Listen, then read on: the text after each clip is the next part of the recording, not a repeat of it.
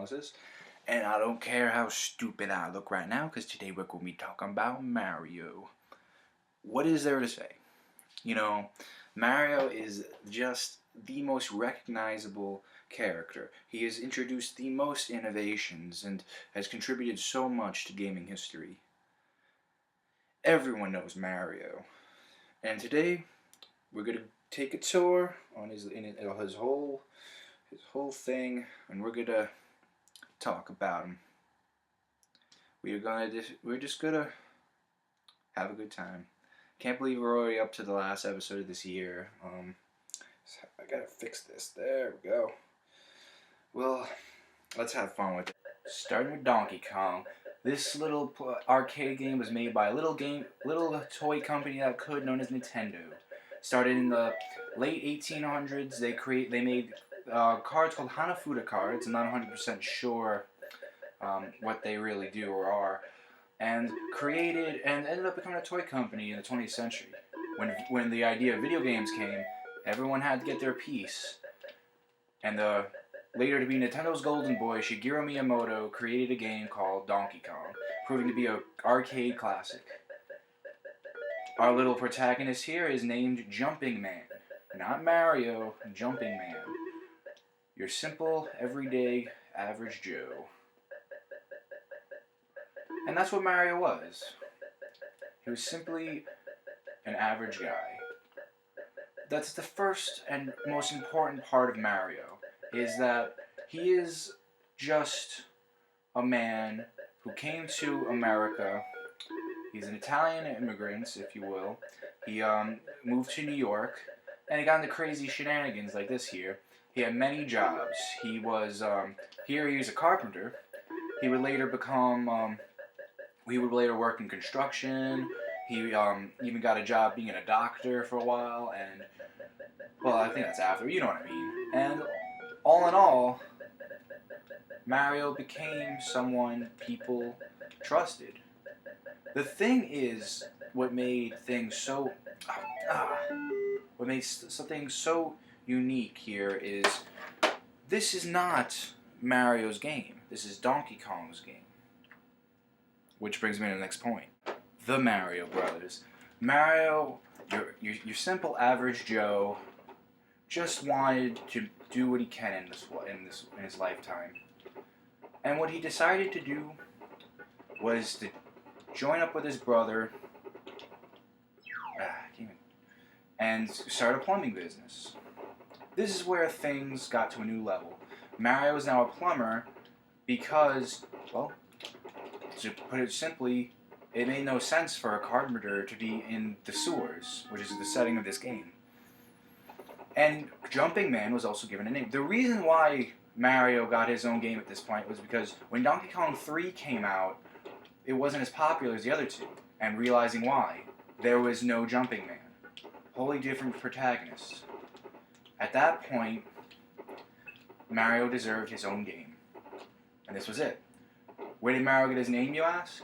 Mario got his name in honor of a man. When Nintendo came to America and localized, they've gained a business in the place where their business was located they weren't doing well, and their landlord was named Mario, and he gave them all the help he can get, and in thanks for that, again, their humble start, just like Mario, our humble hero, he was granted the name of Mario, immortalized forever. From this point on, Mario would be recognized, the Mario Brothers Plumbing Company would be recognized by many people, causing a certain princess we all know to be interested in their services in helping with her pipes in her castle. No innuendo intended. Which leads to one of the most outstanding and still holds up to this day games of all time, which is the Super Mario Brothers. Let me tell you, man, this was a launch title with Nintendo's new NES. With the game crash at 83, someone needed to start things back up. Nintendo intended to do that. it's games that like this are completely timeless in every way. Let me tell you right now. Even this whole formula is still used today. It's a never dying formula. And Mario, this is not an opinion. It is a fact. Mario here saved gaming. It was his launch title game. Everybody played because it was a packing game with the NES. It was a game that brought everyone's attention back to the gaming world, and it especially did show off what 8-bit gaming can do, absolutely. And there was just nothing like it at the time. That's what I get for not looking at the screen. Got a little... Huh. I guess the camera's a little lagged. I never noticed that before. But anywho...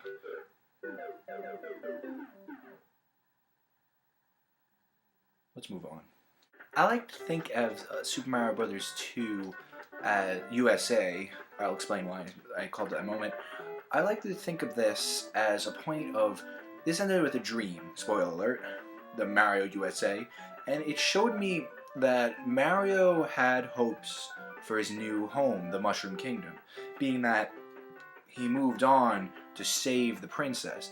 You see, the events of Super Mario Bros. Kind of went like this. Like I said, Mario had a plumbing business and they got very recognized and got mentioned by a princess. In the comic book, actually, of Mario, that's what happened. Mario was in the basement and the princess got kidnapped by King Koopa.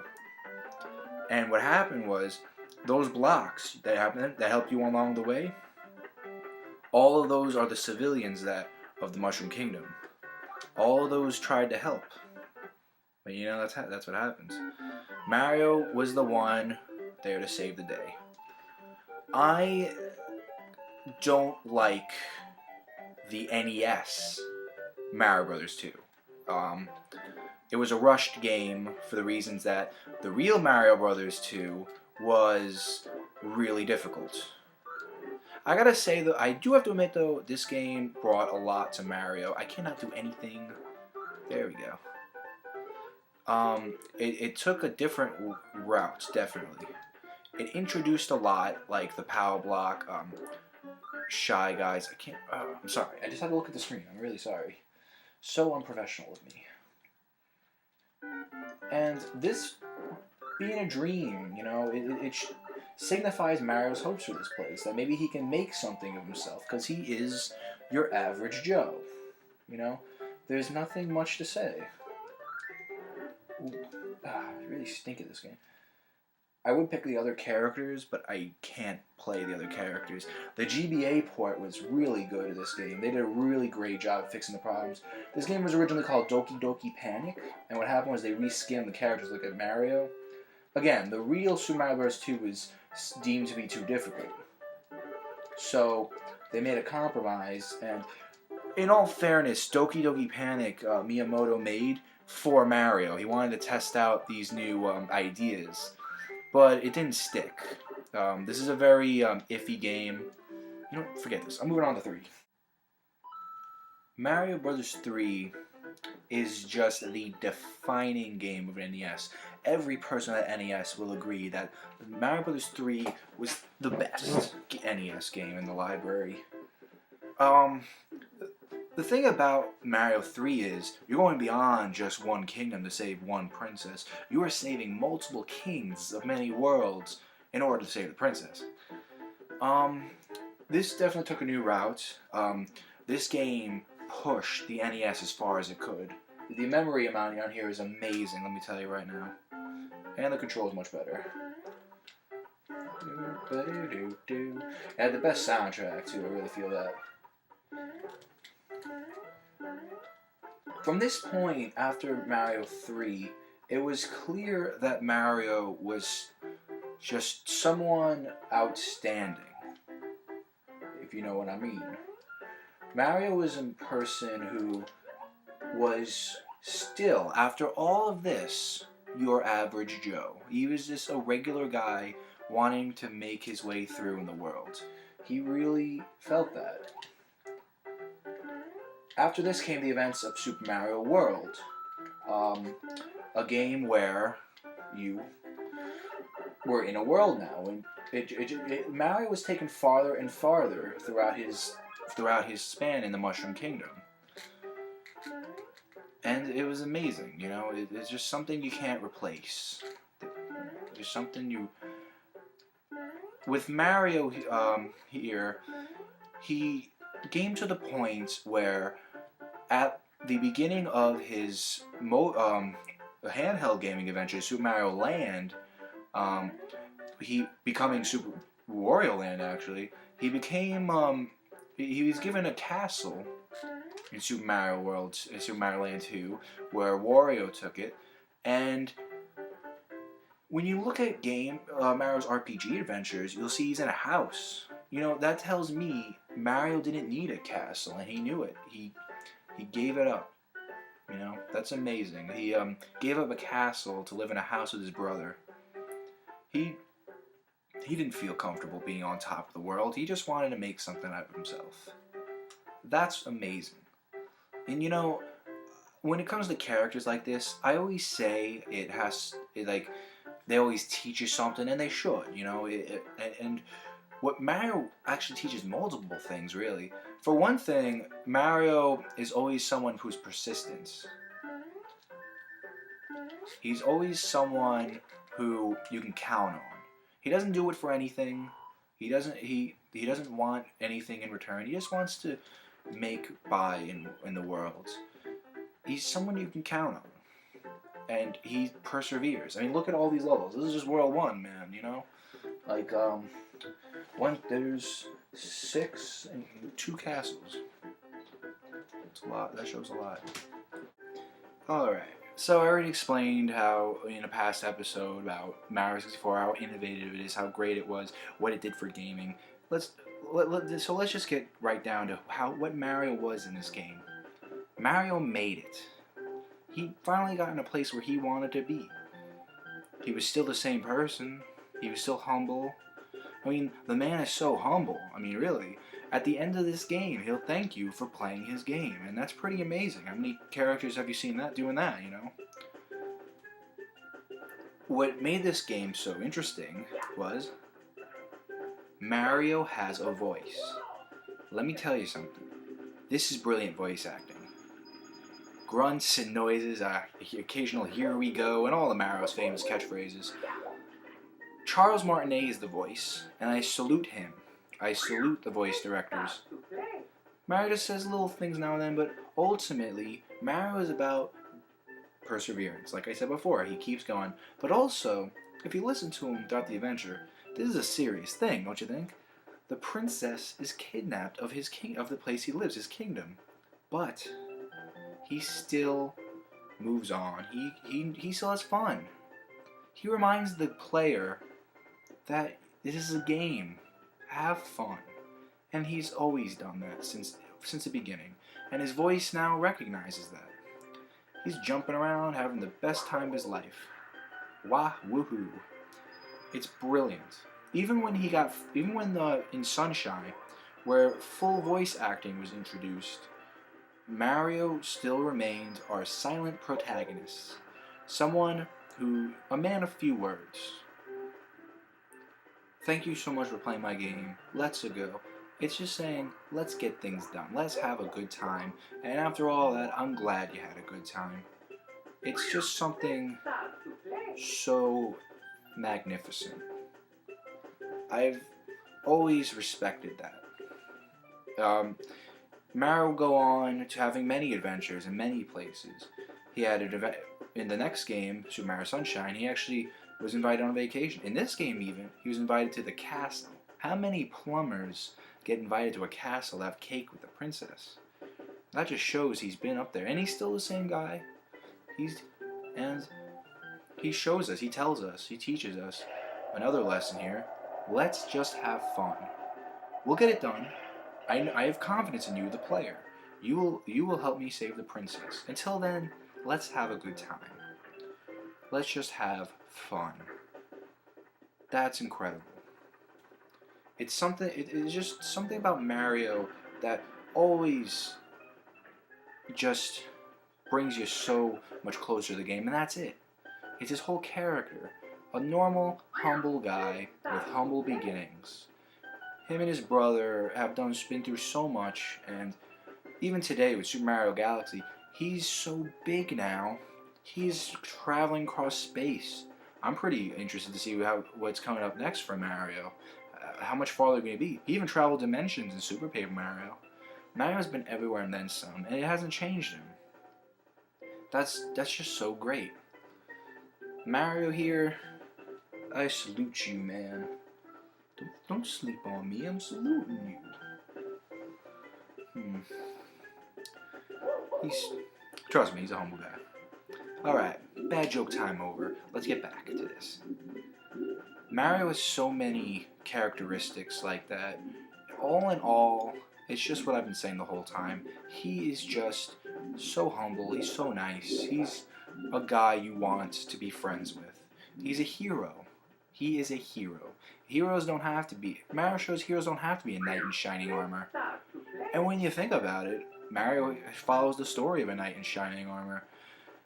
Mario's story, when you boil it down, is an average guy comes to a new world, a new kingdom, where a princess is kidnapped by an evil king who wants to marry her in order to connect the kingdoms and have more power. Also, it is said that Bowser wants Peach for the reasons of she carries the power of the Power Stars. She's much more powerful than people let on. Trust me, especially in Super Princess Peach. But I'll get back to that later on. It's just amazing. I really find that the story of Mario is just ages old, and it's just remade into a game that we can all play.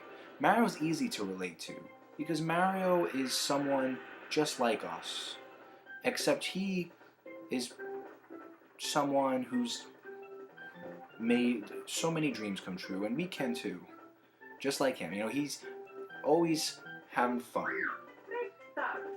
Which leads to the ultimate thing I think Mario teaches us.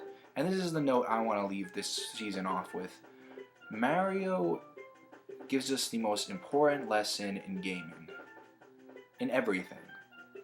The ultimate lesson of Mario is, there is always a reason to smile. Mario is always happy. Look at his face. Look at his mustache. It's more clear in Paper Mario, but he has a permanent smile on his face. He's happy. He's a happy guy. And no matter how bad things get, no matter how far he has to travel, he's always having a good time. He is always happy. He's always confident. There is always a reason to smile. Not to mention, Mario defines simplicity being the ultimate tool of success. Absolutely. Thank you all so much for watching this whole time. It's been so much fun, and I can't wait to start this again next year. And don't worry, my channel won't be dead. I'll be back. I'll have some content for the rest of the year. Remember, people, it's a game. Just play it. Keep on gaming. There is always a reason to smile. Always. So, what am I going to start with this season? Next season? Who or what am I going to analyze? I'll give you a hint. Please rate, comment, subscribe. It'll really help me out. I've been Billy, your video game analyzer. And remember, always remember the most important thing that Mario teaches us. There is always a reason to smile. Oh.